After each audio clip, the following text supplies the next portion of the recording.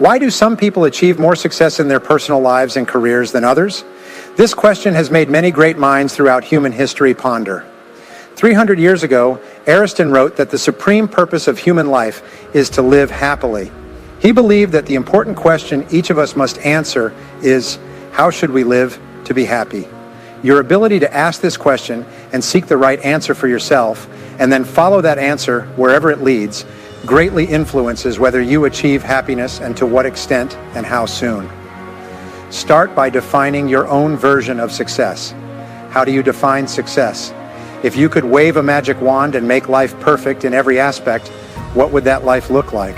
If your business, job, and career were successful, how would they look? What kind of work would you do? Which company? At what position? How much money would you earn? What would your colleagues be like? And most importantly, what would you need to increase or decrease to build the perfect career for yourself? If your family life were warm and comfortable, what would it be like? Where would you live and how would you live? What would your lifestyle be? What would you want to have and do with your family members? If you were not limited and had a magic wand in your hand, how would you change your current family life? Yes, if your health were perfect, how would you describe that state of health? How would you feel? How much would you weigh? How would your physical health and appearance differ from now? Above all, what can you do right now to achieve ideal health and energy levels? If your financial situation were extraordinary, how much money would you have in the bank every month, every year? How much would you earn from investments? If you had enough money to never worry about finances again, how much would that amount be? What can you start doing today to build your ideal economic life? Interestingly, most people start from scratch or have very few assets. Most of the richest people in America and around the world belong to the first generation, meaning they started with nothing. They had very little wealth and reaped everything they were using. The richest people in America, mostly super billionaires from the first generation like Bill Gates, Warren Buffett, Michael Dell, and Mark Zuckerberg, all started with little capital, sometimes not a penny in their pockets. Sometimes they even had debts like Sam Walton, who went from rags to riches, worth over $100 billion when he passed away. Why can these people achieve so much while many others have little achievement? Stanley and Danko asked these people, why do they feel they have the ability to create financial freedom while most people around them, even with the same starting point, are still struggling? All 85% of these new generation millionaires gave answers roughly like, I don't have a higher education than 20 smarter, but I'm willing to work harder than anyone else. Diligence is the key. You have to have self-discipline to work hard. You can only succeed if you overcome the tendency to take shortcuts and choose the easy way out. You can achieve sustainable success only when you have the discipline to consistently make efforts over a long period of time. I started from zero. For many years, I had to do manual labor jobs to earn enough money to make ends meet. When I couldn't find any more manual labor jobs, I switched to sales. Here, I was stuck in a cycle for months. I started asking the question, why are some salespeople better than others? One day, an outstanding salesperson told me that the top 20% of salespeople receive 80% of the commission the company shares. I've never heard of this before. So that means the 80% of employees below are content with the remaining 20% of the revenue sharing money after the top group dominates the lion's share. At that moment, I decided that I had to be among the top 20% of the best salespeople. This rule changed my life. The rule is like this. If you do what successful people do, repeatedly, nothing can stop you from achieving success like they do. But if you don't do what successful people do, nothing can help you. I also follow this law. You reap what you sow. What you encounter today is the result of your past sowing. So, if you're not happy with what you're reaping now, you have the right to decide to start a new season today. Do more of the things that lead you to success and stop doing things that don't lead you anywhere. The secret of success, oil magnate Effort, once the richest self-made billionaire in the world, was asked by a TV reporter about the secrets of success. He replied, "Success only requires three things. First, decide exactly what you want in life. Second, determine the price you have to pay to get what you want. Third, and most importantly, be determined to pay that price. Once you have decided what you want, success is not like a restaurant where you pay after the meal. Instead, success is like a self-service restaurant where you have to pay before the meal." Din Lai once said, "There is no elevator to success, but the stairs are always there." Mental and physical health need to be continuously cared for to achieve success, like training a healthy, balanced body. So it's like bathing, brushing teeth, taking supplements. These are things you need to do regularly every day. Once you start, you have to continue consistently until you achieve all the success you desire in life and career. Become an expert in your field, constantly sharpening your skills, just like physical training. So if you stop exercising, working out for a while, you can't maintain your health as before. You start to decline, your body and muscles become flabby and weak, you lose energy, motivation, and endurance to maintain physical health. You have to keep striving every day, every week, and every month. You've heard people say that nothing succeeds like success. It means the biggest reward of success isn't the money you earn, but the talented person you become in the process of effort. Achieve A and practice discipline whenever necessary. Chapter 2, Self-Discipline and Character. Pursue a higher standard than what others expect of you. Never make excuses, never complain, never blame others. Be strict with yourself and lenient with everyone else. Developing character is a responsibility in life. The ability to build a reputation, to become a person of good character and esteem, is the greatest achievement in both social and business life. Your character today, the deepest essence of who you are, is the sum total of all your choices and decisions in life up to this point. Every time you make the right choice and act with integrity, you strengthen your character and become a better person. The opposite is also true. Every time you compromise, choose the easy way out, settle for mediocrity instead of what you know is right, you weaken and soften your character. Noble traits encompass a range of virtues and values that a person of good character typically possesses. Among them are honesty, integrity, kindness, tolerance, gentleness, perseverance, and friendliness. However, when assessing the depth and strength of character, above all these values lies the most important virtue, integrity. More than anything else, your level of integrity to live authentically with yourself and others will define your character in some way. Integrity is truly the value that underpins all other values. When your level of integrity is high, you will be more authentic with yourself and tends to live in alignment with all the other values you admire and respect. However, becoming a person of good character requires you to have very high self-discipline, to have a strong will. Only then can you consistently do the right thing in every situation. You must have both discipline and willpower to resist the lure of quick money, choosing the easy way out, or acting for short-term gains in life. It's a litmus test to assess who you truly are in the depths of your soul. Wisdom can be gained through self-study and reflection, but character can only be forged through the give and take of daily life. When you're forced to choose and decide among various possibilities and temptations, learning about the values you admire, you come to know about values by focusing on them. The law of focus. Whatever you pay attention to tends to grow in your life, meaning when you learn about and read stories about people embodying the kind of values you admire and respect, then reflect on those stories and actions. Those values will become deeply ingrained in your mind. Once these values are programmed into your subconscious, you'll naturally respond in accordance with those values. In crucial situations, the core of character is truthfulness. Every time you speak the truth, no matter how inconvenient it may be, you feel better about yourself and perceive the respect of those around you. One of the highest compliments you can give to someone is to say that he or she always speaks the truth. Lead by example to the person you admire the most. The majority of your character is shaped based on the role model you admire the most. Even if they are still alive or have passed away, whoever they are, take a look back at your past, your life. List the people you admire the most, and right next to their names, write down the virtues or values that you consider to be their most exemplary traits. If you could spend an afternoon with anyone, whether living or deceased, who would you choose? Why would you choose that person? What would you discuss during that afternoon? What questions would you ask? Or what would you want to learn from them? Reflect on this. Why would that person want to spend an entire afternoon with you? What qualities and values have you cultivated to make yourself valuable and interesting? What helps you to consistently practice the values that you respect? You develop values by practicing. When a problem arises, people tend to automatically react based on the highest values they have developed. Up to that point, we build values by repetition, by acting on a certain value time and time again until it becomes an ingrained habit, and we will automatically perform it. Character-trained individuals will act in accordance with their highest values. and they do so without thinking or contemplating. They never question whether what they're doing is right or not. Trust is the deciding factor, and experience is the lubricant of human relationships.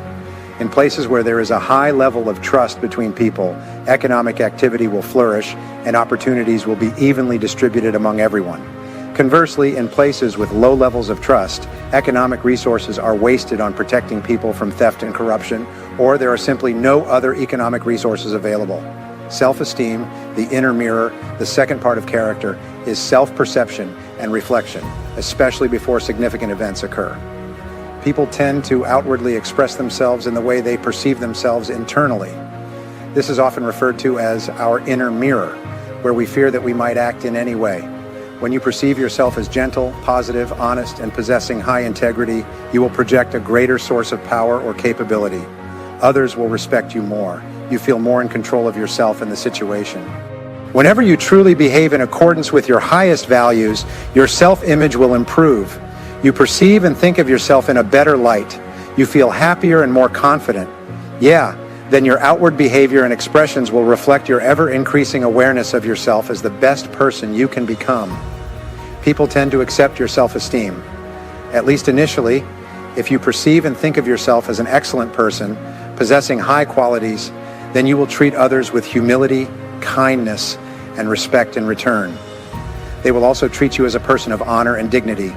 Self-esteem, the level of your self-love, the third part of character, is your self-esteem. This is how you perceive yourself, the core of your emotions. Your self-esteem is defined as the level of your self-love, but it's more than that. The more you perceive yourself as important and positive, when you truly see yourself as important and valuable, then you will treat others that way. They are just as important as your self-esteem, often defined by the appropriateness of your self-image. Try to shape your behavior according to your ideal self-image. Visualize the best person you can become. What you focus on will grow stronger. If today you find yourself not living up to your highest values, then at this moment, decide to confront the situation and resolve it. The moment you do that, you will once again feel happy and regain control. Following the law of focus, what you focus on will flourish and grow in your life.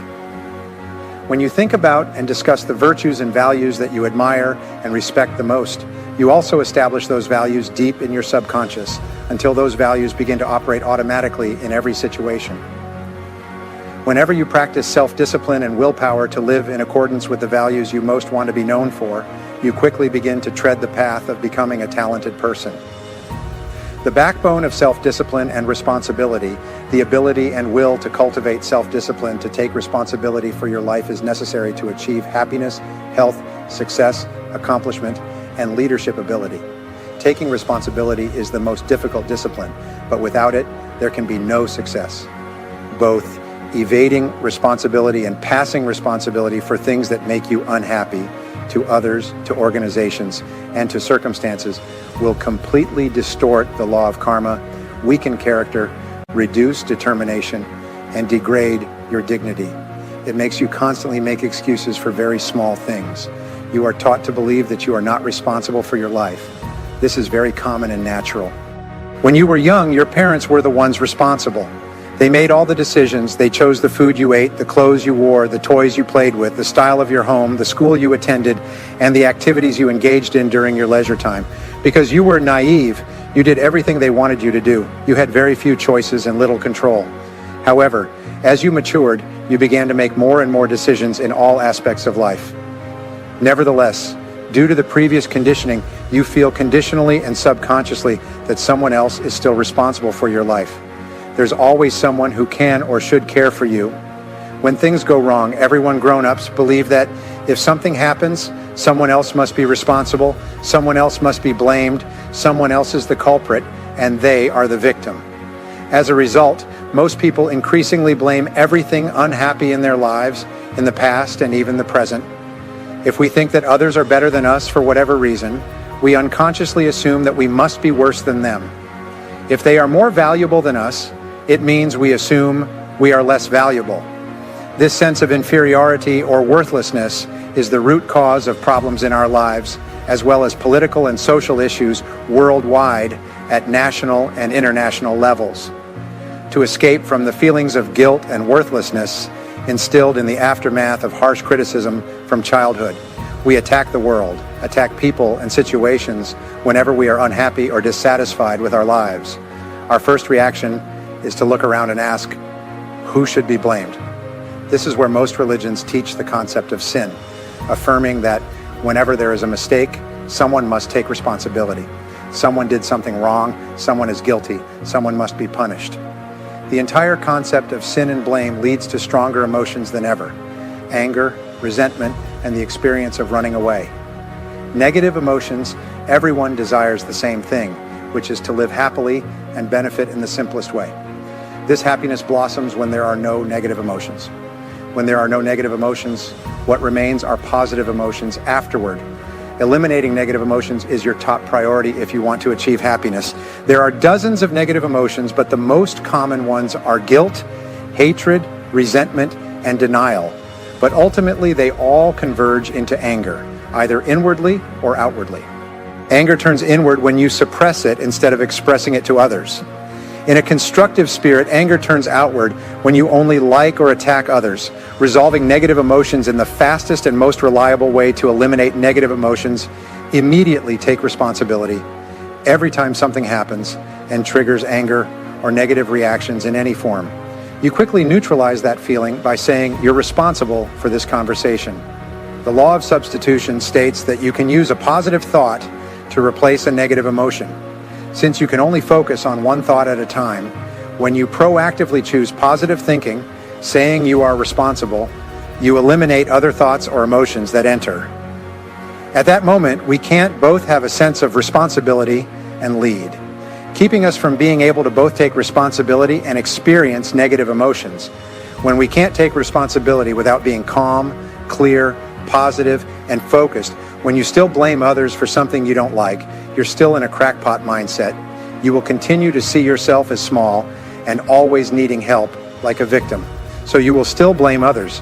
Naturally, when you start taking responsibility for everything that happens to you, you transform yourself into a confident and no longer victimized person. Never complain, never explain. The hallmark of a true leader, a truly noble person, is to take full responsibility for the situation. It's hard to imagine a true leader being whiny and complaining instead of taking action when faced with a problem or difficulty. This reaction may be a feature of a superior character. You take responsibility for your life by determining in advance that you will not be sad or angry about something you cannot influence or change. For example, you won't get angry about the weather or get upset about circumstances beyond your control. Furthermore, you especially don't allow yourself to be angry and unhappy in the present because of past unpleasant experiences or situations. You say, what can't be changed must be endured. It's astonishing how many people are unhappy in the present because of an event in the past, even an event that occurred many years ago. Every time they think about that negative experience, they become angry and melancholic. The good news is that you can always stop thinking, discussing, and reliving the past. You let go and start thinking about your unlimited goals and future. As Helen Keller said, when you focus on the sunshine, the shadows fall behind. Self-discipline, autonomy, and self-control all begin with you tempering your emotions. You take responsibility for your emotions by assuming 100% responsibility for yourself and your reactions to everything that happens to you. You stop making excuses, complaining, blaming, or liking others for anything. Instead, you say, I am responsible, and you act. In Chapter 4, Self-Discipline and Goals, the ability to cultivate discipline, to set clear goals for yourself, then strive to achieve them, is paramount. Every day will ensure your success more than any other factor. You need goals to accomplish worthwhile things in life. You've probably heard the saying, you can't hit targets you can't see. If you don't know where you're going, any road will take you there. As Groucho Marx said, you miss every opportunity you don't seize. Taking action and spending time deciding what you really want in each area of life can completely change your life. It seems that only 3% of adults write down their goals and plans, and the 3% group earns more money than the entire remaining 97%. Why? Well, The simplest answer is if you have clear goals and a plan to achieve them, then every day you are moving straight ahead on your goal path. Instead of being swayed by concerns and distractions, you increasingly focus on the straight path ahead from where you are to where you want to be.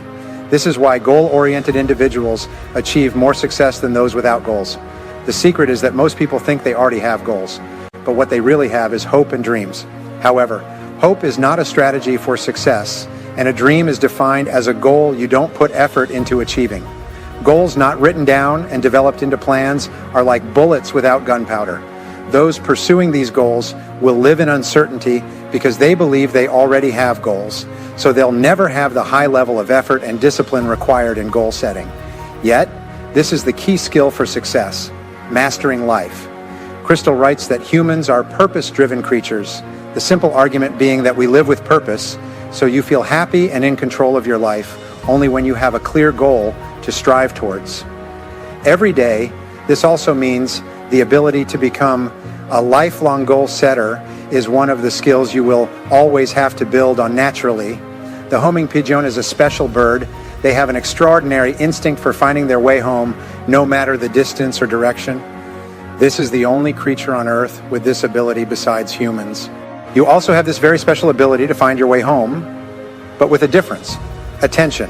Homing pigeons instinctively locate their nest accurately, then they can fly straight back to it. When humans set goals in their minds, they may start without any idea of the destination or how to achieve that goal, but somehow they will start moving accurately. Goals and objectives will begin to turn towards them. However, many are hesitant about setting goals. They say, "I want financial independence, but I don't know how to achieve it." As a result, they may not even succeed financially as a goal. The good news is that you don't need to know how to do that. You just need to know clearly what you want to achieve, and the mechanism to target your goal in your brain will lead you to the goal without getting lost. In Chapter 5, Self-Discipline and What Happens, perseverance is self-discipline using action. The ability to persevere in the face of every difficulty and temporary failure is essential for your success in life. Napoleon Hill once said, "Persistence to a person is like springs to steel. The main reason for success is perseverance. The main cause of failure is lack of perseverance and giving up too soon." There is a direct correlation between discipline and self-esteem. Every time you have the discipline to do what you should do when you should do it, whether you feel like it or not, your self-esteem increases. That's why there's a direct correlation between self-esteem and discipline. Whenever you persevere and push yourself forward, even when you feel like giving up, your self-esteem rises. Every disciplined action will reinforce every other disciplined action, and every act of perseverance will reinforce every other act of perseverance. As you train yourself to persist time and time again, you will increasingly love and respect yourself more. You become stronger and more confident. Eventually, no one can stop you. The reward for perseverance is not just the task itself being completed or the expected reward. Your self-esteem will increase. You feel stronger and more in control of your life, especially in your career. When you make the effort, you're moving towards angels. The fundamental difference between winners and losers in life is very simple. Winners never quit, and quitters never win. You can increase your perseverance by having positive conversations with yourself. Say these words to yourself to prevent any hindrance before you start any task. Prepare yourself mentally by reminding yourself never to give up before you achieve anything worthwhile. In life, you must pass the test of adversity, often from one of the fast-paced tests that come to you without warning, suddenly. You have to face serious obstacles, encounter temporary failures, or even a complete disaster. When this happens, remind yourself that this is a test. This is when you show your courage. This is when you demonstrate to yourself and those around you the strength, character, and determination for success. Part 2. Self-discipline in business, sales, and finance. In this section, you will learn how to cultivate the necessary discipline to join the top 10% in your industry. You will learn about productivity, effective methods, and job outcomes. You will learn how to become one of the most respected individuals in your organization and industry. Mastering self-discipline in work may not have any aspects where self-discipline has a significant impact on your future. But in work, however, if you are like most people, from morning to all day, people and events around you will distract you from the most important things. However, by performing the most important tasks. You move forward and quickly advance in your career. Here's a question for a group of executives. What qualities will a person need to be promoted in your company? In this group, 85% agree that the most important qualities are the ability to prioritize and perform high-value tasks and the discipline to quickly and efficiently complete tasks. It sounds like these two qualities are more beneficial to your career than other abilities of a person. Diligence, discipline, and focus on work will help you persevere and accomplish more, earn higher salaries, and advance faster in your career than an average person. Separating related and unrelated matters. I mentioned the 80-20 principle in this book, and once again, it applies. Here, the entire 80% of the value you receive will come from the 20% of the tasks you perform. So your job is to identify the top 20% of tasks and then focus all your attention on completing them quickly and beautifully. The triple constraint helps you prioritize when coaching entrepreneurs, executives, and business owners. We guide them when implementing an exercise designed to double their performance, efficiency, and job outcomes within a year, sometimes even within 30 days. Very simply, here is the first method. Make a list of all the tasks you do in a week or a month, from the time you start working on Monday morning until the end of the week. Write down all the big and small tasks, including checking emails and answering phone calls. Then, review this list and ask yourself the following prescription question. If you could only do one thing on this list all day, which task or activity would bring the most value to your company? After you look at the list you made, the correct answer will become apparent to you. Whatever the answer is, circle it, and then ask the second question. Okay, if I could only do two things on this list all day, what would the second task or duty be? Look back at your list one more time and select the second most valuable task for your company. Finally, once again, ask the question. If I could only do three things on this list all day, what would the third task be? We call this the triple constraint rule. This rule states that there are three basic tasks. You do these to contribute 90% or more of the value to your company or organization. Your job is to identify these three key tasks, then apply self-discipline to execute them all day. All the other miscellaneous tasks are merely supportive, enjoyable, or unnecessary. These are the small things you habitually do unconsciously to avoid the big, difficult, and important tasks, the ones that can make a big difference in your work and career. 3 working methods during the week. Work time, the key to doubling productivity and work efficiency, and ultimately, your income. Working during working hours simply means when you work, work. Don't waste time. Don't procrastinate. Don't chat with colleagues or sit around leisurely drinking coffee. Don't read newspapers or browse the internet. In the morning when you arrive at the office, dive into work and work throughout the day. The biggest time wasters in the world are those who want to chat with you, distract you when you're late, and take away the time you should be spending on high-value tasks. When a time waster comes to you and says, "Do you have a minute to chat?" respond with, "Yes, but not right now. Why don't we chat at lunchtime or after work? Until then, I have to finish this task. I have to get back to work." When you tell someone that you're in a hurry to get back to work, you have to complete the task assigned by your boss. They'll leave you alone. If you do this regularly, they will get used to leaving you alone, and instead, they will find someone else to waste time with. Keep yourself motivated and focused on work by inspiring yourself. From now on, your mantra will be, back to work, back to work, back to work. Whenever you find yourself late for an important task, start repeating those magical words to yourself, work, work, work. Take on more responsibility when catching up with work progress instead of relaxing. I'll go to the boss and say, everything is under control. I want to take on more responsibility. The formula for success when starting to work for a large company. I'm at the bottom rungs. Everyone has more seniority and a higher rank than me in the company.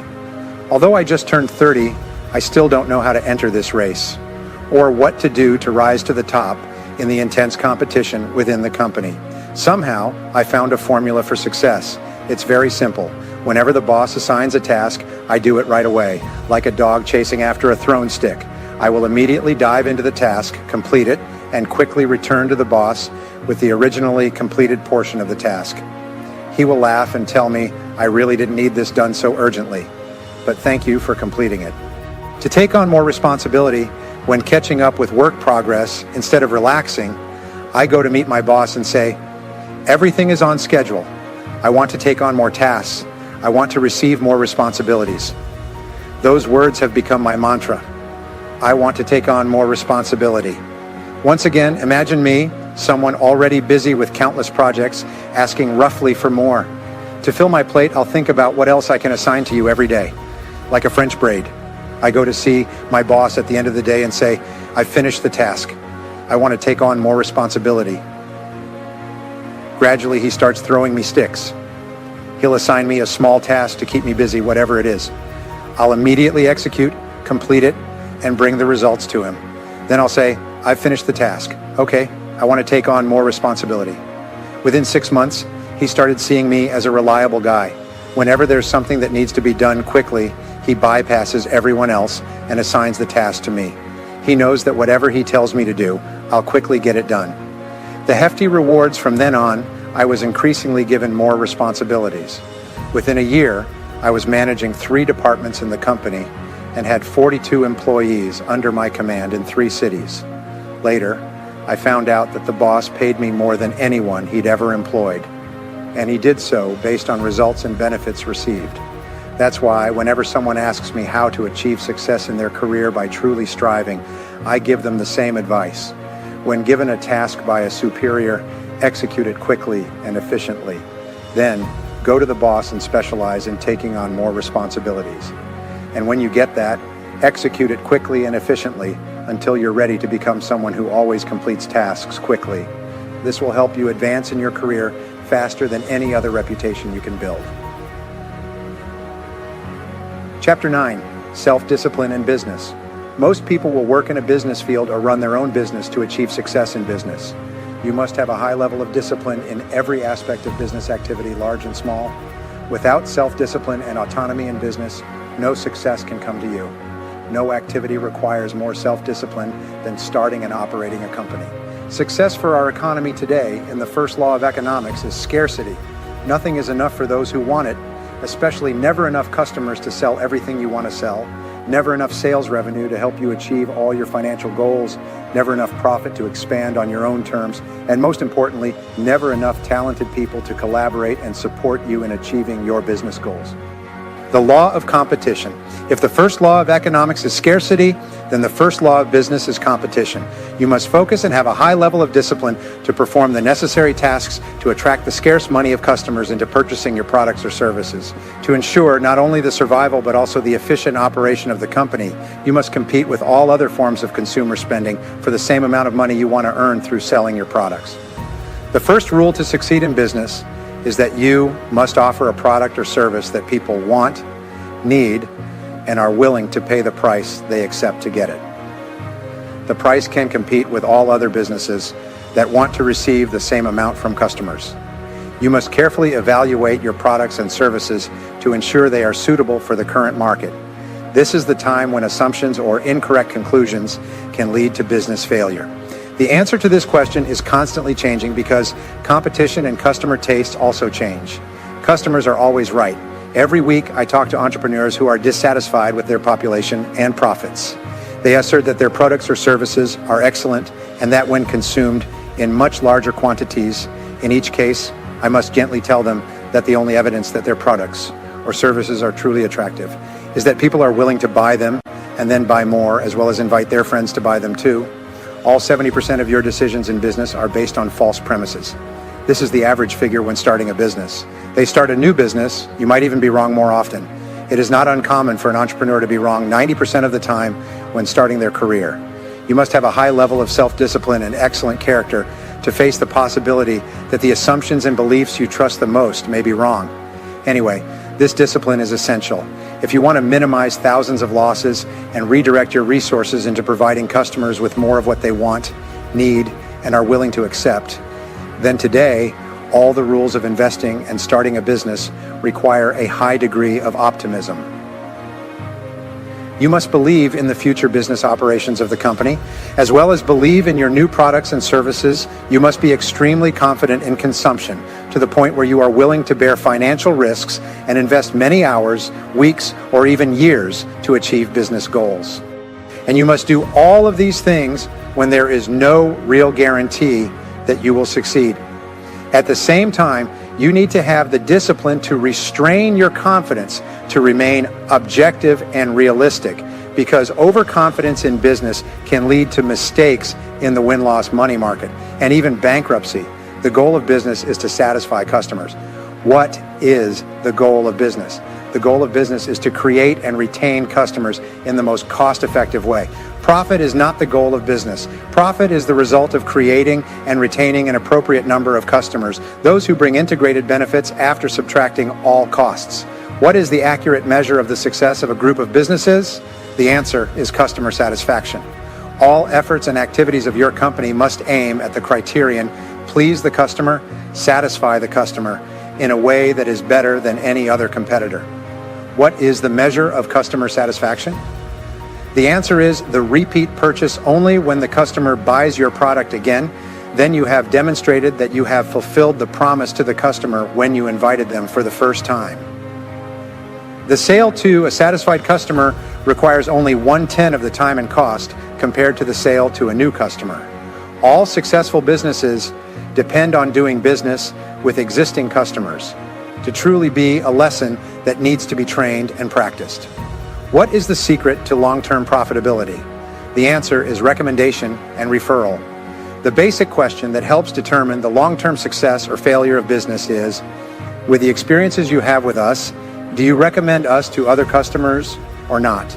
You can only survive and thrive when the majority of your customers are extremely satisfied with the product or service you provide, to the point where they will encourage friends and acquaintances to transact with you, because referrals from a satisfied customer make your sales easier by 15 times because of the sales call. Business based on referral is the key to unlocking your future.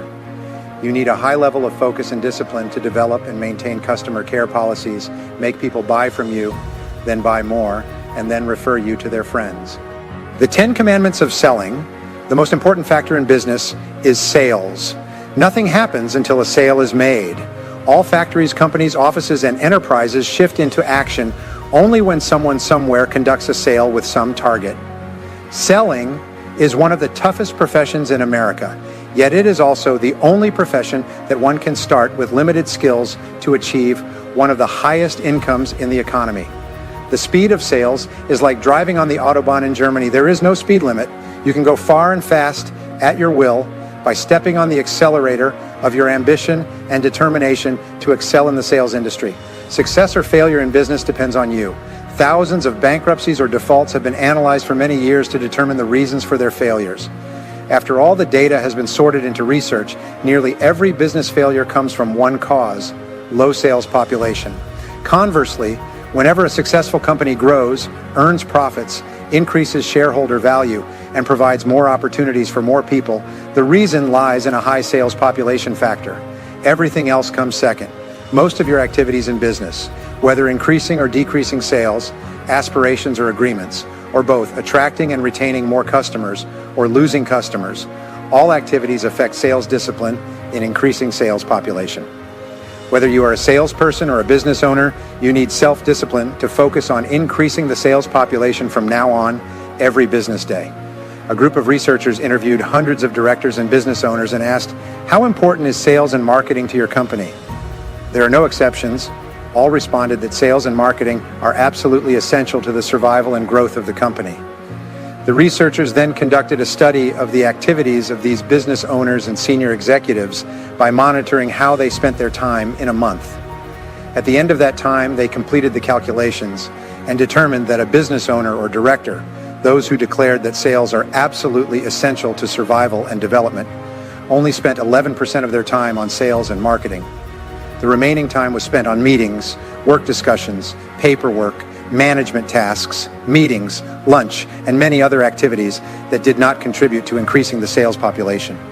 If you're a sales manager or a business owner, you must cultivate self-discipline to focus the majority of your time and attention on driving your sales team.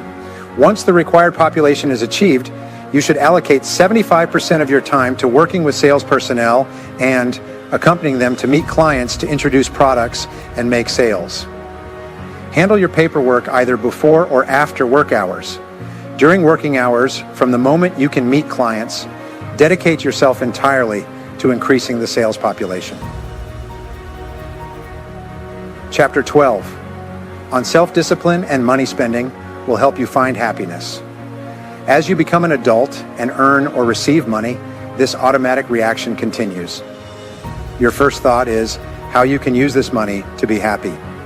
The starting point for achieving financial stability is having the self-discipline to adjust your attitude towards money. You need to tap into your subconscious and touch the ground every second, linking spending money with happiness. Then reconnect the thread of joy to the thread of saving and investing. From that moment, instead of saying, I feel happy when spending money, you will say, I feel happy when saving money to reinforce a change in mindset. Open a financial freedom account at the bank. This is an account where you will deposit money long term. Once your money is deposited into this account, you resolve never to use it for anything other than achieving financial freedom. If you want to save money to buy a boat, 2 cars, open another account specifically for that purpose. Your financial freedom account is untouchable. You never touch it. Moving that money to invest to earn you higher returns, linking joy to saving. When you start saving this way, something magical happens within you. You begin to feel happy having money in the bank, even when you open an account. Just $100 in it makes you feel more independent and empowered. You feel happier about yourself, as the action of disciplining yourself to save money will make you feel stronger and more in control of your destiny. Every time there's extra money, deposit it into your financial account. Eventually, your financial freedom account will start to thrive. Then, as it grows, you'll activate the law of attraction and the law of accumulation, because the amount in your account triggers emotions. By your own thoughts and feelings, it will create a magnetic energy field to attract more money. If you save $10 a month for a year, you'll be amazed to find that with the money you add to that account, you'll surely have more than $200 instead of just $120. If you save $100 a month, you're sure to have $2,000, the law of accumulation. If every great achievement is the accumulation of many small achievements, the law of attraction will attract into your life things in harmony with your dominant thoughts. Thanks to these laws, your financial freedom account will begin to grow with compound interest exponentially. The more money you have in your account, the more energy it generates, and the more money is attracted into your life. You've heard it said that you need money to make money. This is true. As you begin to save and accumulate money, the universe starts attracting more and more money to you so that you can save and accumulate. All those who regularly practice the principle of saving are completely amazed at how quickly their financial luck changes for the better. But once you adjust your attitude toward money, the rule to financial stability is paying yourself first. Most people save whatever is left after deducting monthly expenses. If they have any left over, the secret is to pay yourself first above all else with every dollar you receive. A lifelong truth about saving is that if you save 10% of your income from the time you receive your first paycheck until retirement, you will achieve financial stability, if not wealth. However, financial advisors today recommend saving 15 to 20% of your income to achieve financial independence goals. Anything less puts you at risk of being short on money in old age. When we suggest to people that they need to start saving 10% of their income, they shake their heads. Today, people live, spend what they earn. They don't go back to anything bad. People are also drowning in debt. The idea of saving 10% of income without punching someone in the face seems impossible. But there's a solution to this problem. Starting today, save 1% of your income and learn to live with the remaining 99%. This is an amount you can handle. This is a number you can remember. You just need a little self-discipline and a little delay in satisfaction to save 1% each month. You earn $3,000 a month, 1% is $30 a month, or just $1 a day. Every day, go home and put your daily savings into the box. Once a month, take that accumulated savings to the bank and deposit it into your financial freedom account. This may seem like a small start, but remember that a journey of 1,000 miles begins with a single step. Before you know it, you will comfortably live on 99% of your income. Then increase your savings rate to 2% of your monthly income. Then you will adjust your lifestyle to fit 98%. Not long after, this will become a habit. You will find that living on 98% of your income is natural and easy. From month to month, increase your savings rate by 1%. By the end of the year, you will surely save 10% of your income. Then, another memorable thing will begin to happen. Your expenses will gradually decrease as you become aware of saving money and move towards financial independence. You will become wiser and more thoughtful about every expense. You will find yourself spending less and eventually paying off debts. Yes, from month to month, the old 13 rules of self-discipline and time management probably have no aspect of life where self-discipline is as important as in managing your time. Time management is a core part of determining the quality of your life. As Peter Docter said, you can't manage time, you can only manage yourself. Time management is managing life, managed from self-management, not time or circumstances. Time is something that will self-deplete. We cannot reclaim it. Time is irreplaceable. Nothing can substitute for it. Time is irreversible. Once it has passed or been wasted, you will never get it back. Ultimately, time is the most essential element in achieving any accomplishment. For every achievement, every outcome, every success, time is required. You cannot save time. The truth is, you cannot save time. You can only change how you use it. You can only allocate the use of time from low-value areas to higher-valued areas. This is the secret to success, and it also requires self-discipline and time management. Time management is the ability to select a sequence of events by applying disciplined thinking to the issue of time. You can choose what to do first, what to do next, and what needs to be done. And you are always free to choose. You need a high degree of self-discipline to overcome procrastination and hesitation. Without it, most people on the road to success flounder. A Native American once told me, procrastination is a thief of dreams. The rule of the Pareto principle, the 80-20 rule, states that 20% of what you do produces 80% of what you achieve. This means that 80% of what you do only produces 20% of the value or less of what you achieve. The core of time management is that you must have self-discipline to reach clear goals and then stick to those goals. You must consciously choose and focus on the most important and valuable task to be done at any given time. Then train yourself to focus on that task with discipline. Maintaining focus. The law of efficiency dictates that you will never have enough time to do everything, but there will always be enough time to do the most important things. Below are questions you ask yourself to keep yourself focused and prioritize the most important tasks, activities, and responsibilities. Firstly, why am I being paid? What specific tasks am I here to perform? What results am I expected to produce? You must answer these questions clearly. Discuss with others or ask your boss. Or do I need to achieve significant results in which area of all the tasks I do? What is the most important result that I am expected to achieve in my position? And which of my activities brings the highest value in all the things I do? Which work contributes the most value to the company and to myself? What work can only I do, and once done well, will make a difference? Currently, how to use time most valuable to me? Starting today, you should apply the key principles in time management to all areas of life. Apply to work, family, health, diet, exercise, decision-making, and financial activities. No excuses. You need a high level of discipline to set priorities and then follow up on those priorities. You must continually practice discipline and willpower to overcome the habit of procrastination that most people face. However, the more self-discipline you have to use your time effectively, the happier you will feel, and the better your quality of life will improve in every aspect. Part 3. Self-discipline and the beauty of life. The ultimate goal in life is to live happily. No one else can do this for you. Publishing this personal desire is the motivation behind every action. Furthermore, happiness is richer in emotions and spirit than having material possessions. In this section, you will understand how applying discipline to the most important aspects of life can bring you more joy and satisfaction than any other quality. Self-discipline and happiness. The ability to achieve happiness for yourself is the true measure of success in your life. Nothing is more important than that. Nothing can replace it. If you have all material possessions but cannot be happy, then you have truly failed to realize your full potential in life. You are truly happy only when you have self-discipline, autonomy, and self-control. Only when you feel in control of yourself can you truly be content for the reason to be happy. The gap between the current situation and the conditions or circumstances that you feel you need to be happy will determine whether you are happy or not. This is a matter of your own assessment and decision-making. There is a saying, success is getting what you want, happiness is wanting what you have.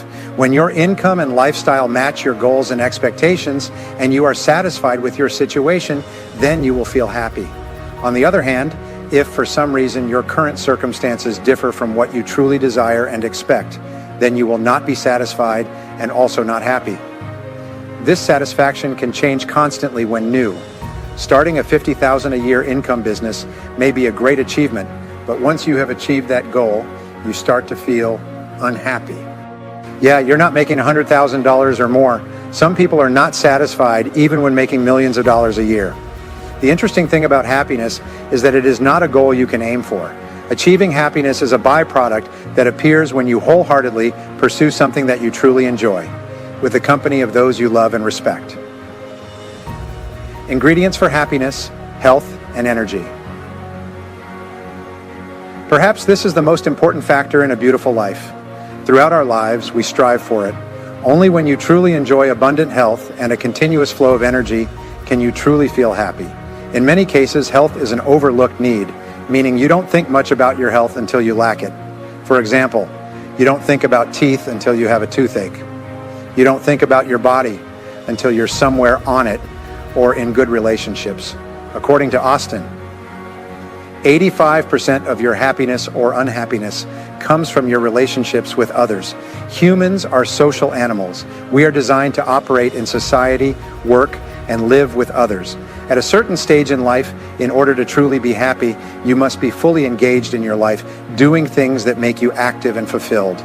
If you're working to make a living, you have to do work that you love, do it well, and be paid well for it. Financial stability. Some of the greatest fears we experience are fear of loss, failure, and poverty. We fear scarcity, not having money, and depending on others. One of the responsibilities you have to yourself is to strive for financial independence and freedom throughout your life. The happiest people are those who no longer worry about money. This is not something you can sit back and wait for. It requires purposeful action and high self-discipline. In comprehensive development, it is the feeling that you are becoming everything you are capable of becoming. This feeling arises when you feel increasingly aware of your true potential. Self-discipline and health. People today are living longer and better than ever before in human history. Oh, your goal is to become one of them. There is no area where practicing self-discipline is more important than with your health. Your number one goal is to live as long and as healthy as possible. This requires lifelong mental discipline in habits related to health. Being healthy is one of the components of overall happiness. 7 key health habits. The Alameda study conducted on thousands of individuals over more than 20 years has concluded that the following 7 health-promoting habits contribute significantly to longevity. 1. Eating regularly instead of skipping meals or overeating. Opt for smaller, more frequent meals, ideally 5 or 6 times a day. 2. Having a consistent bedtime and avoiding excessive late-night eating or drinking, which can lead to fatigue. Eating moderately before bedtime will help you feel healthier and more refreshed. 3. Avoiding snacking between meals. 4. Regular physical exercise, ideally around 30 minutes a day or 200 minutes a week. This can be achieved through walking, jogging, swimming, and or using exercise equipment. 5. Before the age of 35, the leading cause of premature death is traffic accidents. 6. Avoiding smoking. 7. Consuming alcohol in moderation. In each of these aspects, when you practice self-discipline and have the willpower to resist the temptation of taking the easy path, you will feel happier about yourself, your confidence, and your aspirations. Then, by persevering through any difficulties and obstacles, you will feel stronger and your self-esteem and confidence will increase.